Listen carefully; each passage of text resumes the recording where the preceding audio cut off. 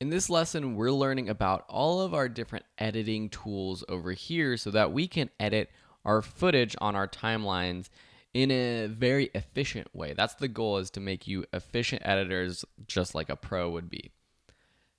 To learn how to do this, let's start a new sequence. I'm going to take some of my B-roll clips and add it to just a new sequence that we can work on. I'm going to take this cruising down street MP4 and just drag it onto a new sequence.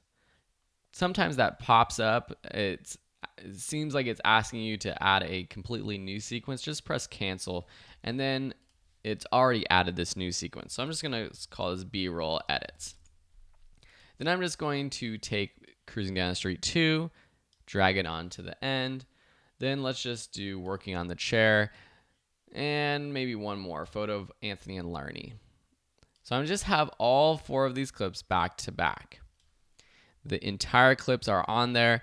So let's go through our tools. First is the selection tool, and whenever you hover over any of these tools, you see the keyboard shortcut, V for selection. This is your most popular tool. It's what you're going to use to select and move around. Sometimes this modifies to a different tool. For example, when you hover over in between a panel, it changes, so you can change the panel size. When you hover on the side of a clip on your timeline, it changes to the trim edit tool.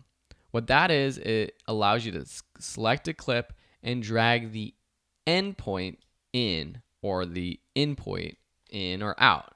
So now if we play through this, it gets cut off right there instead of going all the way to the end of the clip and cutting to that next shot.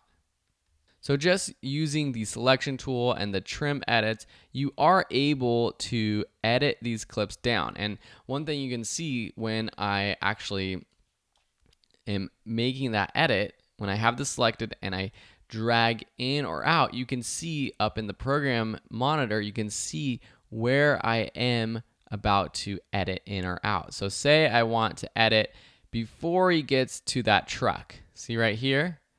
Maybe I want to edit the end right there. So now if I play through this, it goes and cuts right there before he rolls past that truck. There's different ways to get it to be at that point though. So let me just extend these sides. I'm going to skip over to this razor blade tool. Think of it as a razor where you can cut your clips up. So I can just cut around and it cuts the clips into different pieces. I'm going to undo that, just pressing Command Z on my keyboard, Control Z if you're on a PC. If I want to cut specifically at this frame right before he gets to the truck, I can take my razor blade tool and just trim right there. So now we have an edit right at that spot. I can go back to my selection tool, just pressing V on my keyboard, select this second part where he's going behind that truck, and delete it just by pressing delete on my keyboard on a Mac or backspace on a PC. Say I want to cut right there, but then go directly into this clip right here, which hasn't been color corrected, to about this point. I can take my razor blade tool again, trim right there, take my selection tool, select this first part, delete it. Then I can select all of these clips or just this single clip and drag them over to the left to where they meet. You'll notice that a lot of the things I'm doing, it seems like there's like a magnetic touch. As soon as you get over to the left, it snaps into place. That's because I have this magnet snap button selected. And that's very useful, especially when you're making edits, when you want to specifically make a cut where your timeline indicator is with the magnetic snap button on. It will automatically help you edit to that point. It will help you move things specifically to that point. If I don't do it, if I don't have snap on, I have to eyeball it. I have to get it right there where they meet, and that's a little bit harder than with the magnetic snap tool on. So that's one way to move these clips all the way to the left. I'm going to move them back, and I'm going to show you a different way. You can click in this area between the clips and press delete on your keyboard, and that does a ripple delete. It's the same thing as going right click and choosing ripple delete. It deletes the space in between and it moves everything on the right side to the left. You can do a lot of edits with just those tools, just with the selection tool where you can choose the end of a clip or the beginning of a clip to drag in or out, and the razor blade tool. But Premiere Pro comes with some other tools that are even more helpful. I'm just going to get this back to where we were, where the entirety of all of these clips are on our timeline. One tool I want to talk about is the Ripple Edit tool, B on the keyboard. See what happens when I select that tool and I hover over the edge of a clip?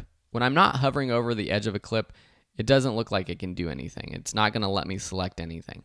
But if I hover over the edge of the clip, and I drag to the left, see what happens when I let go? All of the clips on the right automatically jump to the left. So it automatically does that ripple delete of that space that was between where before we had to delete it ourselves. This is just a one-step process. Same if we go to this next shot and we drag in to the point where we want, it's going to edit to that point and make all these clips jump over to the left. Let me show you what happens if we were to do that same thing without the Ripple Edit tool. So I just undid that, take my selection tool, drag in, there's that space right there. But with the Ripple Edit tool, it automatically will jump all these clips to the right over to the left. So now we have this edit right here to here. Got it?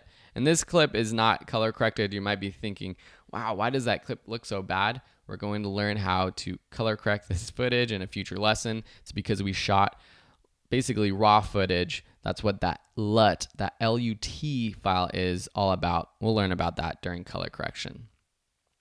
So that's the Ripple Edit tool. A quick way to get to the Ripple Edit tool, let me just zoom in a little bit further on my keyboard, is when we are hovering over our timeline with our selection tool, just press Command on your keyboard or Control if you're on a PC. See what happens now with Command selected? My selection tool becomes the Ripple Edit tool, that yellow tool. And when I select and drag in, it acts as the Ripple Edit tool. You'll notice when I have commands, I'm still pressing Command, there's this other tool. This is the rolling edit tool. It's red, it has 4 arrows. What this does, it will move this cut point to the right or left, and it will edit the left or right sides. So see what happens when I click this with the rolling edit tool and drag to the left? This first clip becomes shorter, and the second clip became longer.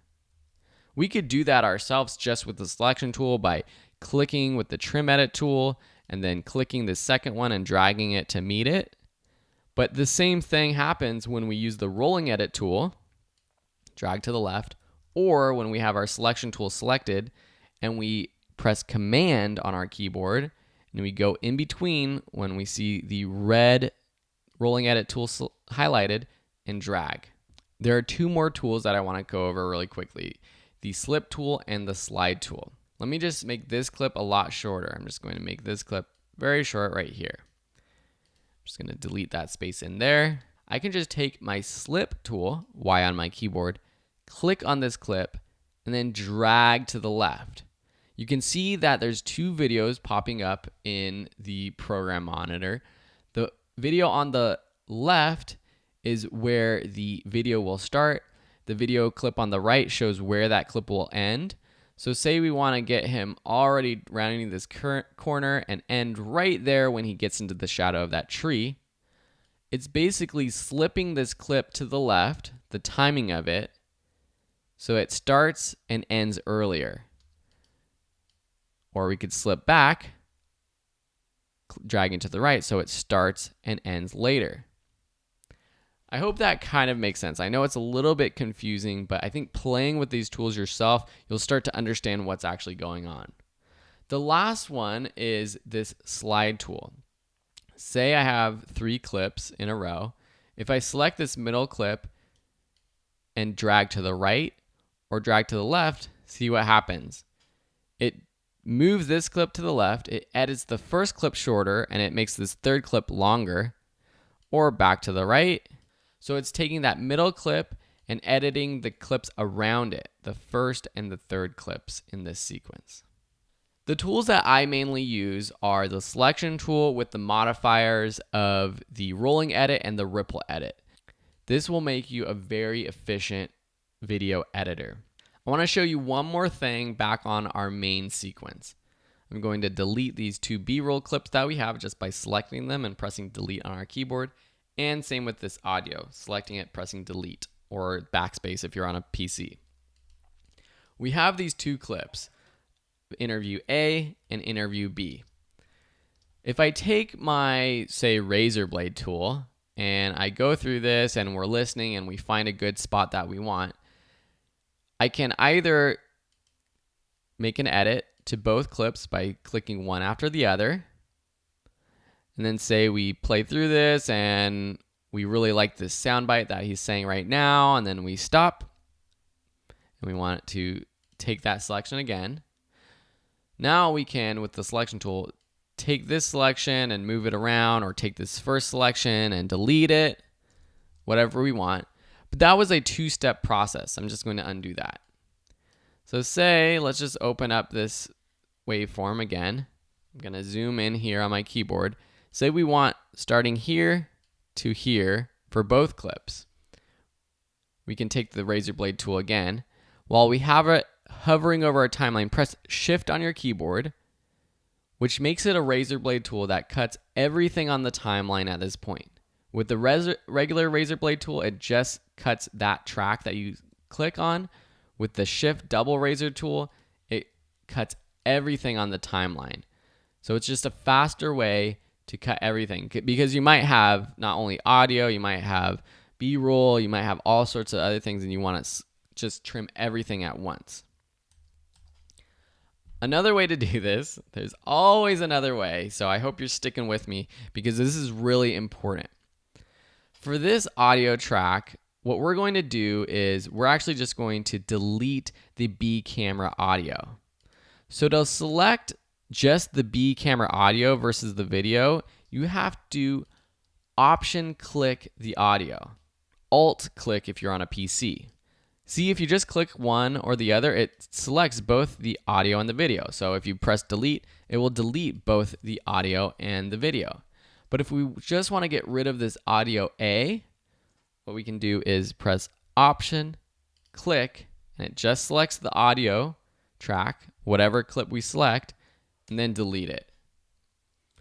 Or we might not want to actually delete this audio track because we might want to save it just in case the audio from camera A gets messed up or something like that. It's just backup. We never really want to delete it. We can just right click, and you'll see again what I did. I actually just right clicked and it selected both the audio and video. What I'm going to have to do is option right click and then check enable. What enable does is similar to what this toggle track on and off button does, but instead of turning on and off an entire track, it turns off just a single clip. So now the audio from camera B is off if we play through this, but it's still there in case we need to enable it later on. It's time to play a little bit around with this edit. What I want you to do before we start the next part of the project is go through this interview and find the parts that you want to save for your video. So this interview clip is 7 minutes long or so. The final project for this course is to have a 1 minute long video. And I know a minute might or might not sound long to you. A minute video for a lot of people is long nowadays. But when you have an interview like this, it is hard to kind of pick and choose the points that you want to edit. So go through the interview using the editing tools, make your selections, and cut it down to just 1 minute. So by the next lesson, you and I will have a sequence that just has 1 minute worth of video with both interview camera A and B interview audio A on and interview audio B off. And it's just going to look like a sequence like this, but it's going to have a bunch of edits, and it's going to be a minute long. Now, in the next lesson, I'm going to jump ahead to adding B-roll and making a good sequence. But at the very end of this course, I'm going to put together a bunch of the longer lessons, including one where I walk through my entire editing process for finding the right audio clips for this interview. This is 7 minutes long. Anthony talks about a lot of different things, and it's interesting to see perhaps what you are going to create, what I want to create, what I think is important, what you think is important, or maybe it's not the most important thing, but just what you think would be interesting for a minute-long piece. So if you want to see me edit this entire interview clip down to 1 minute, there will be a lesson later on in the course.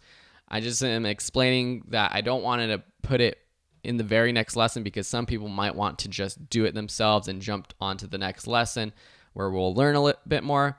So anyways, I've talked about this long enough. Enjoy that lesson if you want, and we'll see you in the next lesson when we start adding more B-roll to our footage.